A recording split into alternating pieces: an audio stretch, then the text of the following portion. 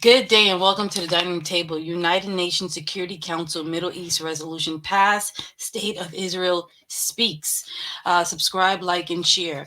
The United Nations Security Council passed the resolution to bring humanitarian aid to Gaza for the civilians, for the hostages, and to let the hostages go, and to have a ceasefire, a pause. The the representative from Israel is going to speak on the resolution, and that he is not happy with some of the language in the resolution, that it does not condemn Hamas. He talks about the hostages. He says there is aid going to Gaza. You have, I listen to a lot of these press conferences. Some say there's aid, some say there's no aid. These are people's lives. People need water, people need food, people need health care. Is there aid getting there or not?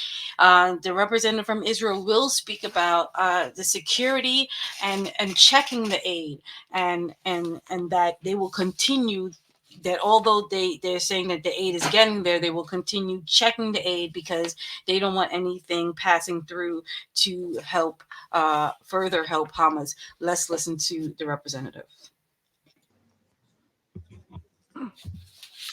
Thank you, Mr. President. Just a week ago, Jaish al-Adl carried out a terror attack in Iran in which 11 Iranian police officers were killed. Within one day, the Security Council released a statement condemning the act of terror. It took the Security Council one day to express their condolences and sympathy with the families of the victims. It's true, terrorism must be condemned, even if the attacks are perpetrated against police officers of a rogue regime and the world's leading sponsor of global terror. Mr. President, 77 days ago, Hamas intentionally murdered, raped, and mutilated 1,300 Israelis and took 250 hostages. And this council still has yet to issue a single statement condemning Hamas and their atrocities. In addition to the council's inability to condemn Hamas's attack, the 130 hostages, women, children, and the elderly are still being held in Gaza and must not be allowed to become a footnote. Humanitarian aid is pouring into Gaza every single day, yet the hostages being held by Hamas are not even allowed visits by the Red Cross. This is the most heinous war crime imaginable. The hostages must be at the top of this council's agenda. Council members, there is no doubt that humanitarian aid is crucially important.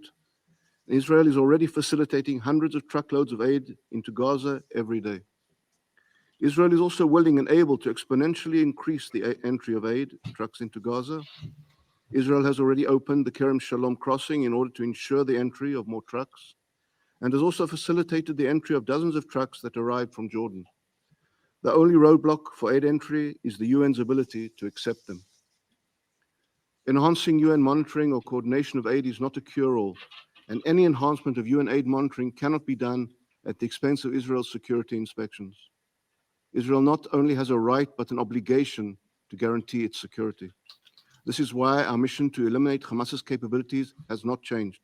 And this is why security inspections of aid will not change. Israel will not permit the regrouping and rearming of Hamas, as the atrocities of October 7th can never be allowed to repeat themselves. Israel recently exposed another huge Hamas terror tunnel that stretches 4 kilometers, was constructed 50 meters underground. This terror tunnel is wide enough for vehicles to drive through, can house hundreds of terrorists. The amount of cement and equipment needed to build this tunnel alone is immense. This is just one part of Hamas's subterranean city of terror, the missile and rocket manufacturing facilities, and terrorist training complexes across Gaza. It cannot be claimed that Israel did not give any warning. For years, we have sent letters outlining Hamas's terror threat and growing capabilities. We have held countless meetings with officials. We have done everything possible to make it clear that action must be taken. But our words fell on deaf ears.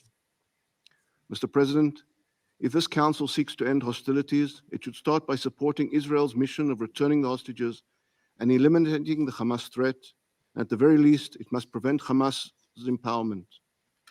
Just as this council is committed to increasing aid, it should also be committed to blocking the smuggling of arms and transfer of weapons to the Hamas terrorists.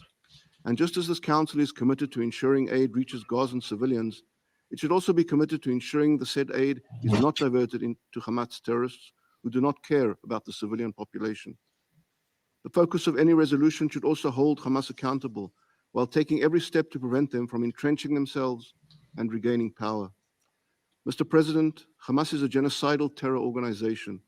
Hamas is a direct threat to the security of Israel, to Gazans, and regional stability. In order to promote security, this Council should first recognize Hamas's terror regime and then focus on the elimination of its threats. It should be focused on freeing the hostages. It should be focused on preventing Hamas from exploiting aid. It should be focused on ensuring Hamas can no longer expand their terror infrastructure. Any resolution adopted by this Council should be focused primarily on these points, and this is the Council's responsibility, and this is key to security. I thank you, Mr. President.